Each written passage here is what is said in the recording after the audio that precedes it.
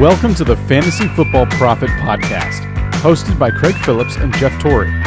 Visit us at fantasyfootballprophet.com. And now your hosts, Craig and Jeff. Welcome everyone to the Fantasy Football Prophet podcast. I'm Craig Phillips, joined as always by Jeff Torrey, and today we're getting into a breakout players list, which is the second time we've done it actually this year. Well, I think last time we put it together in February. And I do have a couple repeats, but there's a couple guys that now have fallen off my list. I'll just say, spoiler alert, Derrick Henry fell off my list.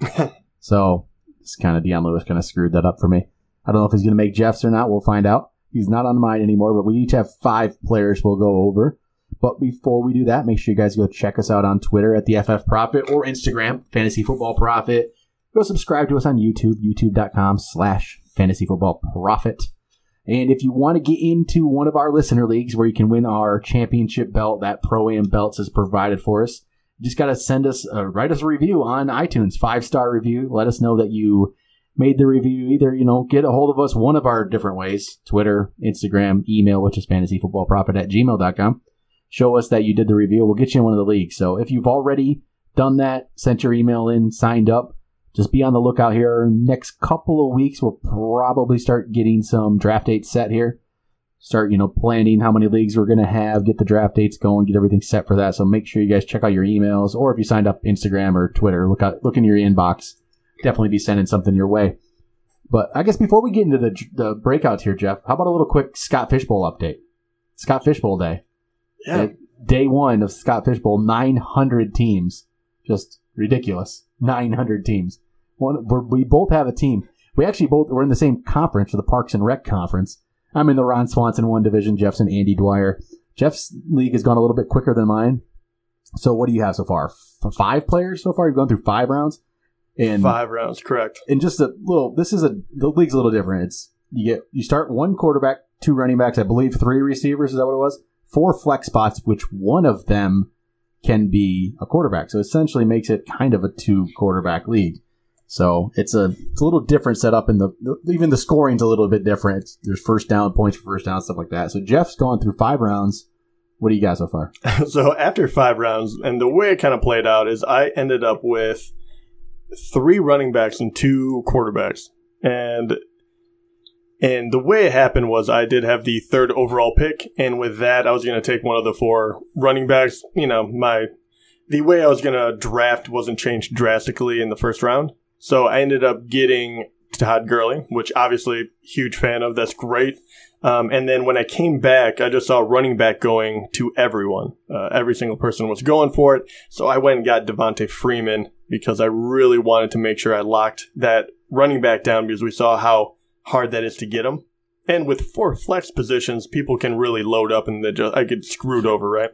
And then coming back on the 3rd, I went ahead and got Deshaun Watson. So really high-end quarterback. If he stays healthy, I think he can score me a ton of points, which would be really, really nice.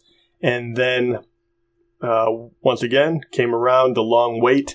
Running back was even more scarce, so I figured I had to grab one more at that point.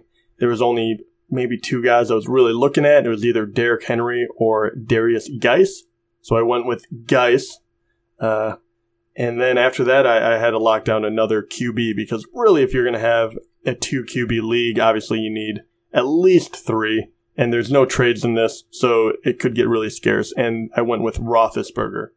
So safer. Yeah, I think there are a lot of wide receivers still out there that I really like. And yes, I'm not going to have a top-end one, but I think I really like where my team is at so far. I think it's going to be a whole lot of fun. Yeah, especially I'm starting to like Darius Geis more and more. So I think that's a good one there.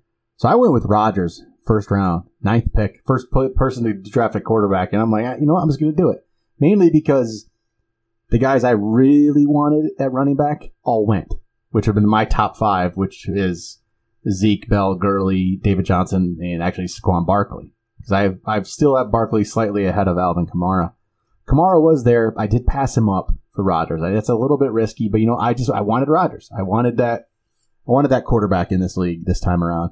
So when I went in the 2nd round, though, I was sitting there with with 4 picks before my pick.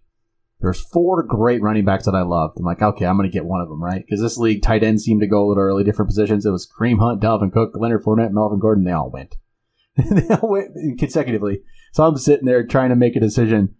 I can't really punt on wide running back for the first 2 rounds. It just doesn't work. So I went with Christian McCaffrey. It's a half-point PPR. Maybe it'll work. Even though I kind of like Jordan Howard a little better, my plan was hopefully I could wait around and 17 picks later, Jordan Howard would still be there. And now we're sitting here with 3 picks to go, and Jordan Howard is still there. And I'm just waiting and waiting and waiting. I might get Jordan Howard be my second running back, so that's what I'm hoping. So we'll keep you guys updated on how we're doing on this thing as we get going. Once we actually get our teams, which might be a little bit now. Who knows when these drafts will actually end? It's 22 rounds, so 22 rounds. There's no trades in this league. So this is the team you get other than waiver wire. So it'll be fun to see how our teams turn out and how we do here. But all right, let's go breakout players, Jeff. Let's go start with number 5. And who do you have number 5? All right. Just to give you at least what I was thinking in order to make this list, I didn't pick any rookie. Me either. Okay. Yeah, stay away from that. Yeah, because, yeah, exactly. Whatever. So I'm really looking for people who have been in the league that I think are actually going to break out now. And, that can be to varying degrees. But that leads me to my first player who I brought up probably a couple months back as an interesting guy. And now that he is getting a little more kind of noise around him, I kind of like him. And yes, breakout, what does that really mean? But for Ricky Seals-Jones, tight end for the Cardinals, he's the only guy in town, really. They really like him. They've been talking a lot of, of hype around him. Picking up a little bit. And they have Sam Bradford. If they don't have him, they have Josh Rosen. It makes sense that this tight end could really see a lot of work. And especially, who else do they have? They still have Larry Fitz, obviously. And you have Christian Kirk, who I like, but at the same time, and obviously David Johnson. But they need that tight end. And I think for those quarterbacks, that definitely could come in handy. And the guy is very, very athletic. So I think that this guy could jump into possibly being a top 10 tight end, which for me is definitely a breakout when you're really looking for a guy down there. Yeah, the hype is starting to build, though. He might not be a secret anymore. Yeah. When it, comes to that, which, yeah, we'll see. I like waiting on tight end. I know some people are of the mindset that there's only a couple stars, so you get the star players. But shoot. Yeah, I'm okay with that, too. I get it. But not everyone can get one of those stars. No, and so try to get a guy like Ricky Seals-Jones who... I like it's an interesting play. And if it doesn't work out and you draft him, who cares? Yeah, still super low. So. I do like the potential breakout from him. So I'll go with my number 5 is another guy that's this is more of this kind of vein. This guy who's way down the list, didn't really do much last year, but I think there's a chance, and it's going to be Chris Godwin. I've talked about him a little bit. I just like Chris Godwin. Mainly, I think one of the reasons is I'm not a big Deshaun Jackson guy, and I think he's Godwin's just going to take over for him, I believe. He really started to step up towards the end of last year, showed some signs that he could be a good player.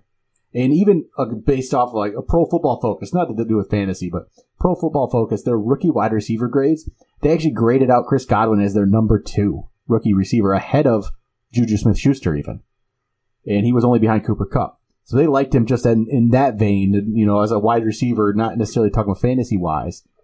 I think he can do well fantasy-wise, and I think he will. I'm not really worried about the Jameis Winston suspension for any of that, because Chris Godwin, if you're going to draft him, he's going to be way down at the end of your bet, one of the last rounds anyway. Or you pick him up on the waiver wire.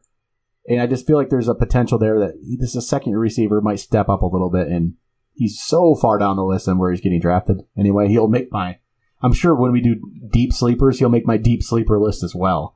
Because he's just, let's see, currently he's going at 69th. So he's way, way down the list. I think there's some potential there. I think he's going to end up being the number 2 guy there alongside Mike Evans. And I like the offense once Winston gets back. So I think he could be a good player. So Chris Godwin, my number 5. Yeah, not surprised you do love him a lot. You love on Godwin pretty hard. I like Chris Godwin. I think he's gonna step up. So who do you got number 4? Number 4, I went Will Fuller. So, once again, what does breakout really mean? I think he's definitely can. He really didn't have any seasons yet. Yeah, and he hasn't, but he's definitely made a lot of noise. Obviously, he was hurt a lot of last year, and he started off so incredibly hot, and then he cooled off as soon as Deshaun Watson obviously got hurt. Will Fuller was hurt a lot of that as well. But the reason I love this guy, and yes, he's kind of a big play threat, and I'm not so sure about what he's going to do. Is he going to be a possession guy? Can he get those extra catches? That is a big question mark. But I know this: when him and Deshaun Watson played together in 8 games, he caught 7 touchdowns. Yep. After that, he didn't catch one. Deshaun Watson is back. He throws that deep ball. It's a very exciting offense. Once again, do I think that he's going to catch a touchdown a game? No. But do I think that if he's not hurt for 6 of those games that he's going to get, that he could easily get 800 yards and 8 touchdowns? Yeah. And that would be definitely a guy you would want on your team. I mean, 7 touchdowns and he only caught 28 balls. Once again, do you still expect him to catch 25% of his passes as touchdowns? No, I mean, so he catches 80. It can't equate. But yeah, exactly. He's going to get 20 touchdowns. Yeah, but I think that is a guy that, who knows? Maybe he does have the ability to go 10 touchdowns. Maybe, but even after watching him last year, like I said, 8 touchdowns, 800 yards, very, very doable. The guy has speed for days. Really, the only question mark is, will he stay healthy? And will Deshaun Watson stay healthy? They're definitely a huge question mark, but this guy could be an absolute steal if those 2 things happen. Yeah, if he stays healthy, why not? Most catches was 2016. He had 47. Last year, he wasn't a great pace. So if Deshaun Watson's as good as everyone says he's going to be, everything could just work out. Could be definitely a breakout year for Fuller. He's going 39th right now, so the hype's a little bit there, but that's still not crazy. That's a 4th receiver. It's not bad. All right, my number 4, I'm going to be Burton. I'm going to pick a tight end as well, Trey Burton. And this isn't really like a surprise. He's up there, top 10 rankings, but he hasn't done anything. He hasn't done anything. He really hasn't. So this is one I'm not not the only one that's ever mentioned Trey Burton's name, but I really see the potential there. I mean, his best season was 2016. He had 37 catches. Last year he had 5 touchdowns, though. That was a much better year. Obviously, the Bears saw a lot of potential in him. So they're going to use him, and Trubisky steps up. I think Trubisky as a second-year guy will be a little better. They have other weapons around that are better. Allen Robinson, maybe there's something from Kevin White. I don't know. You still can wait for that, right? I'm still holding out this slight hope, mainly because he's probably on my dynasty team. I'm still hoping there's something there. But Trey Burton, I think, is going to be a fairly good player. So, yeah, definitely. I think he's a breakout candidate. He is. He's never been a star guy, and he's ranked in the top 10. He's going to break out. I think that's clear as it can be. I like him as one of those back-end tight end options that you can get if you wait on tight end. That's another one I like is Trey Burton, especially with, I think right now, let's see, he's up to 9th now, though. He is starting to to move. He's a tight end number 1. He is. It's weird for a guy who hasn't done it, which early on he was getting ranked like 13th, 14th. I thought, okay, this is really going to be a nice one, but no one is surprised anymore. So, but Trey Burton, my number 4. Who do you have number 3? All right, number 3. I have a lovely man that didn't get to play a whole lot last year. He's for the Chargers, and his name is Mike Williams. And I thought that maybe he would be one that showed up on Craigslist as well. Yep. I don't know. Number 3. He's not in? Okay. He is my number 3. We can talk about him together. Yep. So, he really is just freakishly athletic. He's 6'4", over 200 pounds. The guy looks the part. He is unbelievable talent. And even more so, Hunter Henry goes down. Yep. And they do like to throw. Phillip Rivers always has a good amount of touchdowns. And, he is just a different type of wide receiver than they currently have. I love Keenan Allen. He's the real deal. But he really is much more of a possession guy. He will get open. But Mike Williams can go deep. He can go up and get the ball. He is a red zone threat. And we saw that in Clemson.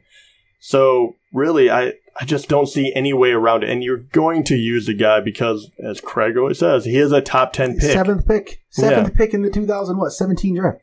So, really, it's all about health for me. If he's healthy, I think he's a slam dunk. Why? It's like people have just kind of he was hurt last year, so he didn't do much, so he's completely written off. Like, okay, a guy who was drafted 7th in the draft, he has 1 year where he's kind of hurt, where he starts the year hurt, and it's just, he's not going to, they're never going to use him.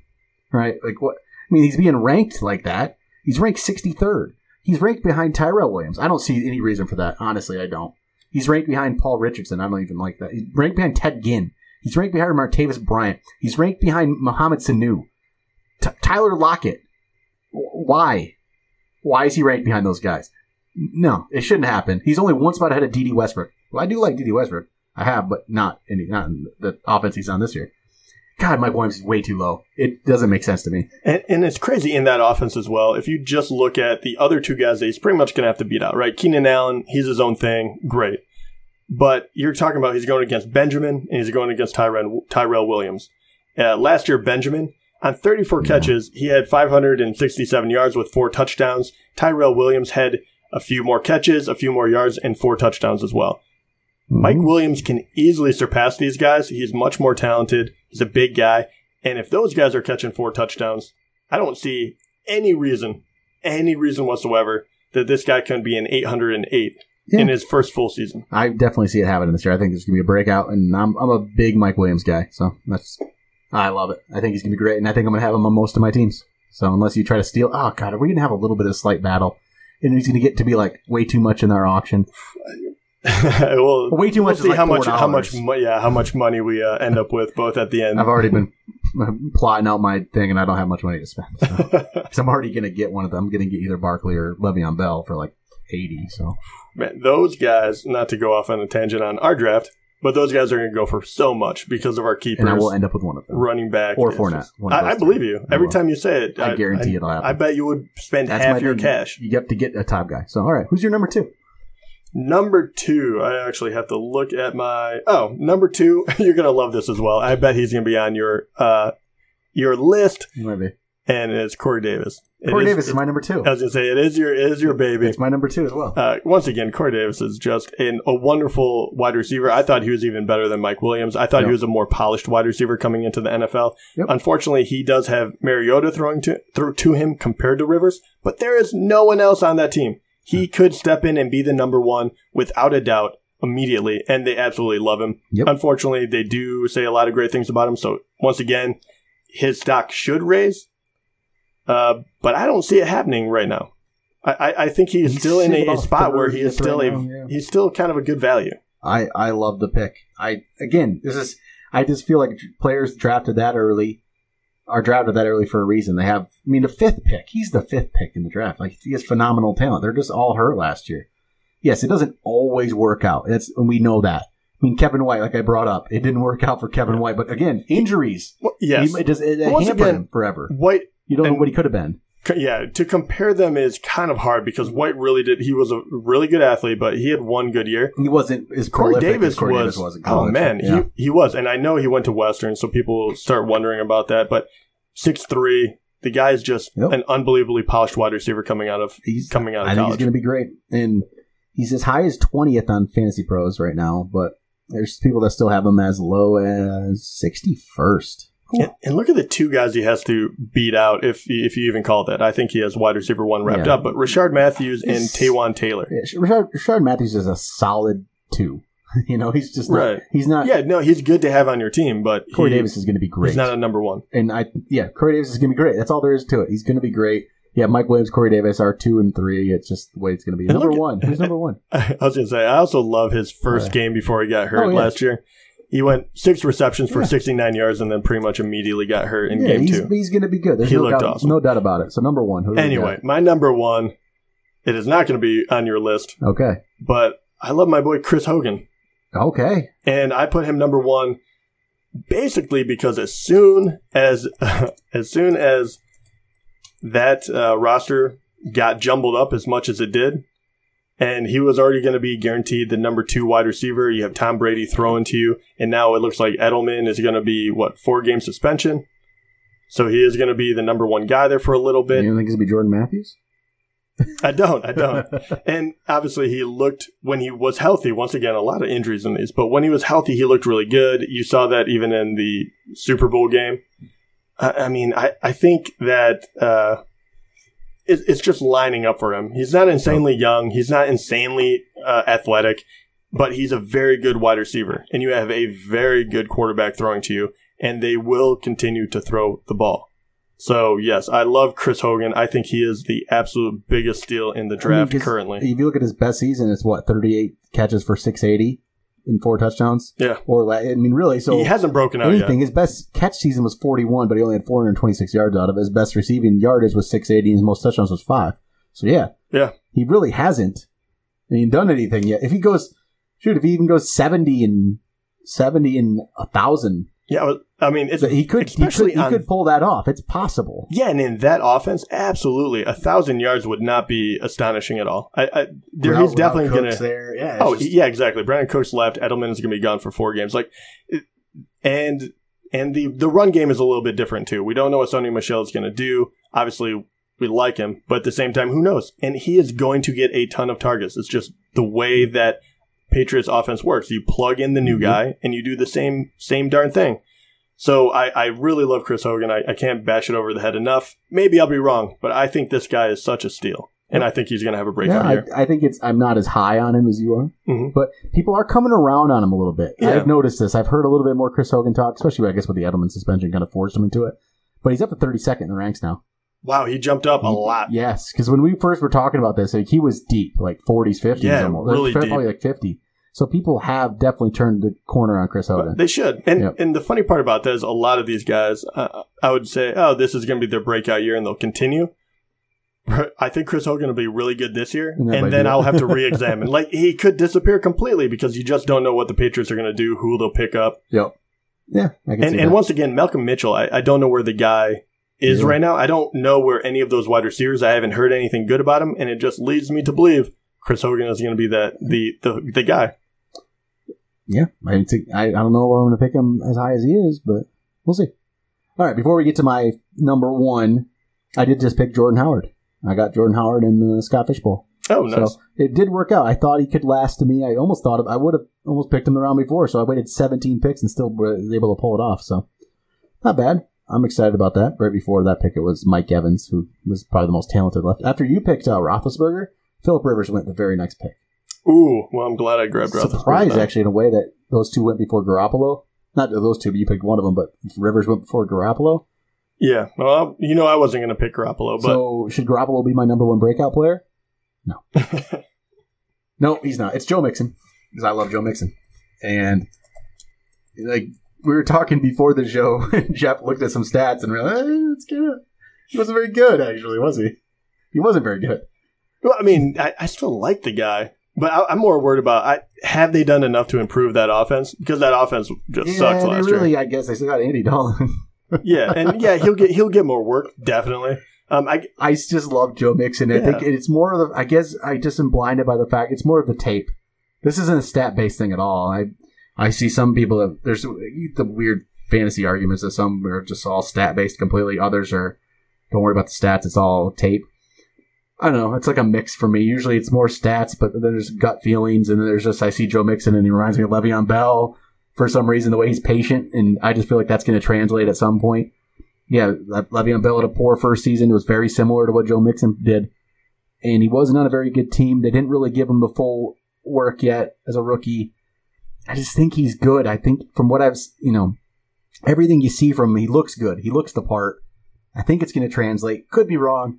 And that's why, even though I really like Joe Mixon and I really believe in his breakout, I never pick him in where he's going in drafts. I will right here in the Scott Fish Bowl. I got 6 picks before I pick again. Mixed test, I will pick, but that's in the 4th. But in regular drafts, he's going much earlier than that. And I worry about that a little bit because I don't like to necessarily buy into the breakout. I don't like to pay for the breakout. I want to get a guy that's going to break out. And I'm getting them at a value. With Joe Mixon, you kind of have to pay for it. Yeah, and that's kind of why... It worries me in a way. I still think I believe in it, but I have to pay for it, which is I'd never like to do that. Because, I could be wrong. Very well could be wrong. Yeah. Yeah, and I do. I really like his talent. But once again, I almost reckon him to Rashad Penny, where I'm like, I like the player, but I think the situation he's in, he has an uphill climb. And you saw it last year, 3.5 yards a carry for Mixon because they couldn't open a hole for the guy. He had 4 touchdowns. He got 178 rushes. I think he'll even get more. But Gio's not going away either. I get that. No, definitely not. He's going to be a piece there. He got 100 carries last year. I don't see that changing. No, but at least Jeremy Hill's gone. It feels like they're trying to move the offense in the right direction. John Ross will be there. So I think maybe they will be able to open up a few more holes. I know they said they addressed the line, but how many times have we heard that for other situations? So it kind of scares me off. But I do too. I like Mixon, but I believe in it, but you have to pay for him because I don't know if I'll pay for it. Running backs are hard to come by. So yeah, all right, let's get to it for our breakout players. It's similar. A couple of guys that made the same list, but both Corey Davis and Mike Williams, 2 and 3. We like those second. And actually, I have 3 second-year receivers, counting Chris Godwin. I like the receivers like that. You have 4 receivers. You just don't believe in the running back this year. There's not a lot of running back options that you would think. I mean, it's Joe Mixon, or it could be, like, for me, maybe a Marlon Mack, but I'm not sold on it because I don't know if the Colts are sold on him. Yeah. And there's Hines and there's Jordan Wilkins, and it's just... And I still like Derrick Henry, but I mean... It's kind of it's too much to worry about right now. Yeah, once again, how much is he going to break out? I thought about Sammy Watkins, actually. I really did. I thought about it because truly he hasn't really truly broke out yet. So I feel like I thought about him, but I decided against it. So yeah, all right. There's a lot of players out there. That'll do it for the breakout players. We'll be back later this week. One more episode. Got the players we love list. I don't know. There might be a couple repeats, but we'll have some different guys. That's just going to be players that we love, and no particular reason. Doesn't have to be value. Doesn't have to be anything. Just players that for some reason we're gravitating towards. So we'll go over that list on the next episode. We'll talk to you guys then.